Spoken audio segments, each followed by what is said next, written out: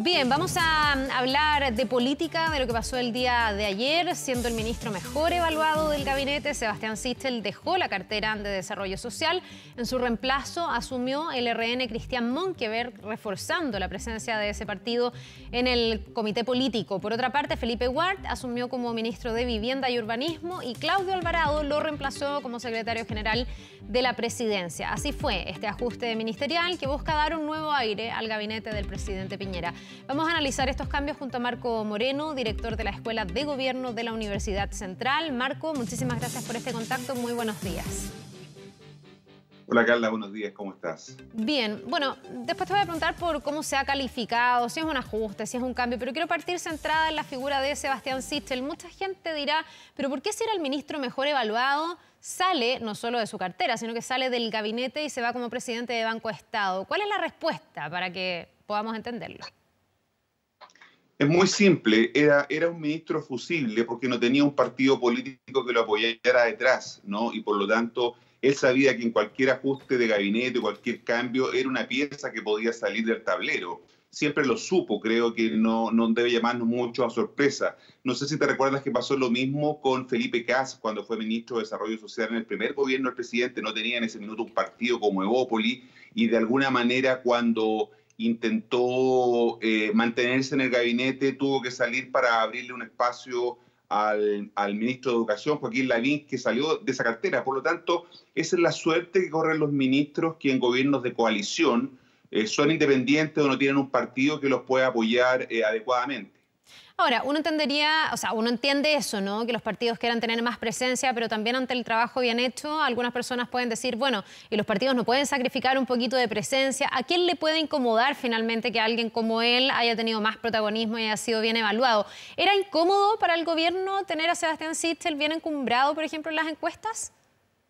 Yo creo que más que para el gobierno, probablemente para los partidos que presionaron para poder tener un espacio de mayor protagonismo en el proceso político que se viene y fundamentalmente tener un espacio en la moneda. Recordemos que el Ministerio de Desarrollo Social, a partir de este gobierno, forma parte del comité político, ¿no? Tiene un espacio, un asiento, una silla en el equipo político en la moneda.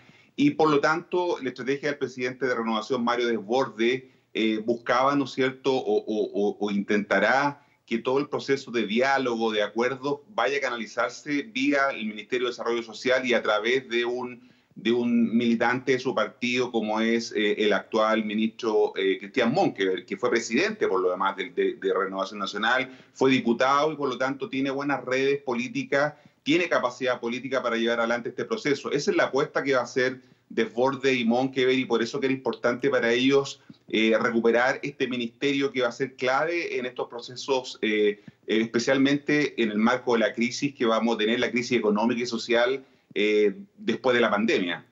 Me imagino, Marco, que el que llegue también a Sexpress, Claudio Alvarado, también tiene que ver con esto, ¿no? Con la interlocución con el Parlamento, porque si se está trabajando en un acuerdo, muchas de las acciones a las que se arribe pueden ser materia legislativa. Hay que tener una buena interlocución también con la oposición. Ya ha habido harto emplazamiento público a eso.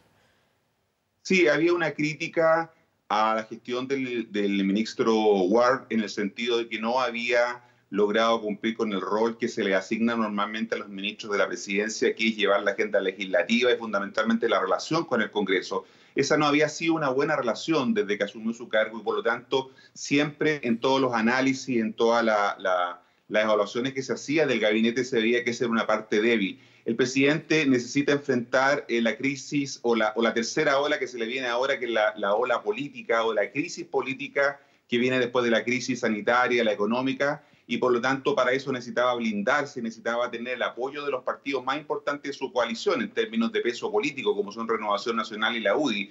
Por eso que mantiene el equilibrio y conserva a un militante de la UDI en la cartera del Ministerio de la Presidencia, con una persona que tenía, digamos, una trayectoria, fue parlamentario, como es el ministro Alvarado, ¿no es cierto? Tiene buenas redes también, y eso podría ayudar al gobierno a descomprimir los temas políticos que se van a venir con mucha intensidad a partir de las próximas semanas. Sí, hubo harta crítica, sobre todo desde la oposición, en realidad, en un guión súper aprendido de lado y lado cada vez que hay... No recuerdo un cambio de gabinete donde la oposición haya sido demasiado condescendiente.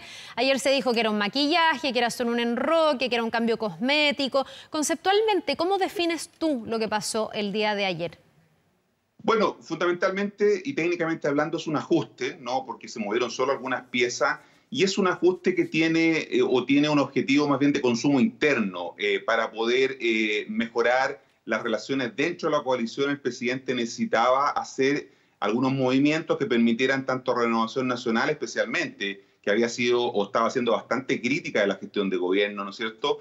Y a la UDI también, ¿no es cierto?, para poder tener más alineado a su equipo político detrás, como te decía antes, de esta tercera ola que va a traer este tsunami vírico de la pandemia, ¿no es cierto? Y por lo tanto, para eso requería tener bien afiatada su coalición.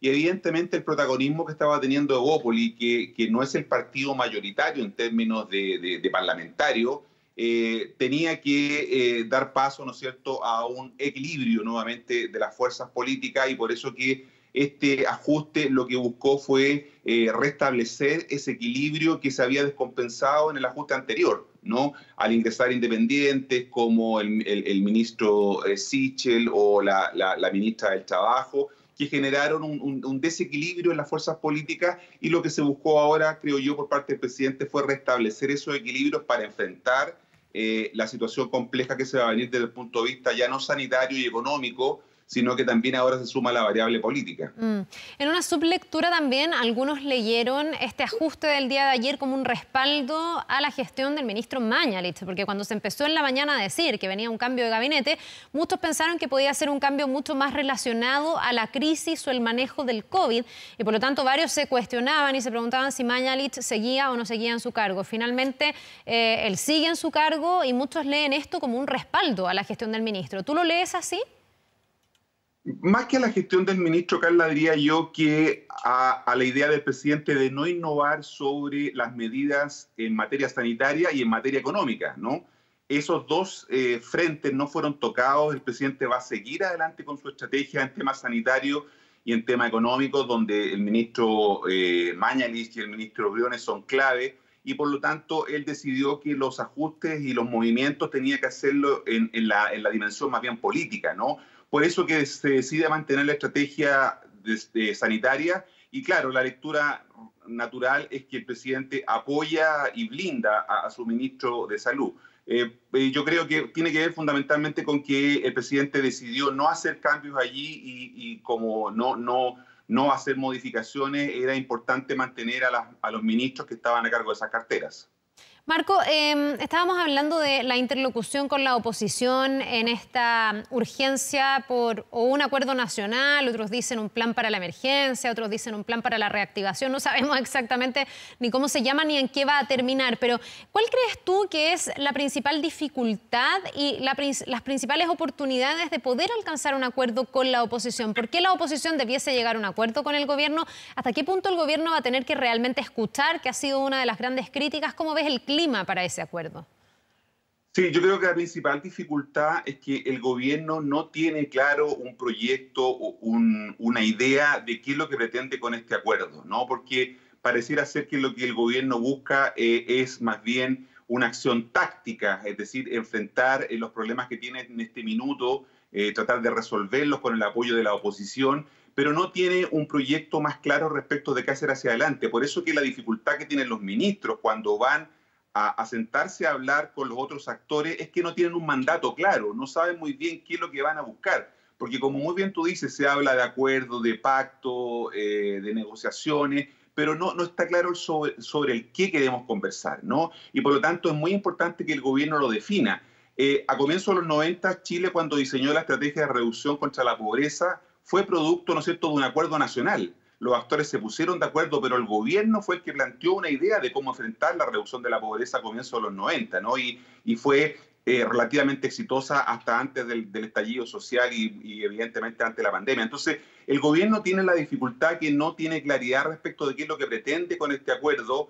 Al gobierno le quedan 20 meses de gobierno, eso es lo que le queda y le resta de mandato al presidente Sebastián Piñera. y pareciera ser que el presidente está más preocupado, ¿no es cierto?, efectivamente de ver cómo concluye esos 20 meses que le quedan de mandato sin grandes sobresaltos, y por lo tanto a veces se leen estas movidas como más bien movimientos tácticos más que estratégicos. Y yo creo que lo que le falta a esta idea de un acuerdo nacional es un sentido estratégico, un sentido de país, un proyecto de lo que se pretende hacer de aquí en adelante.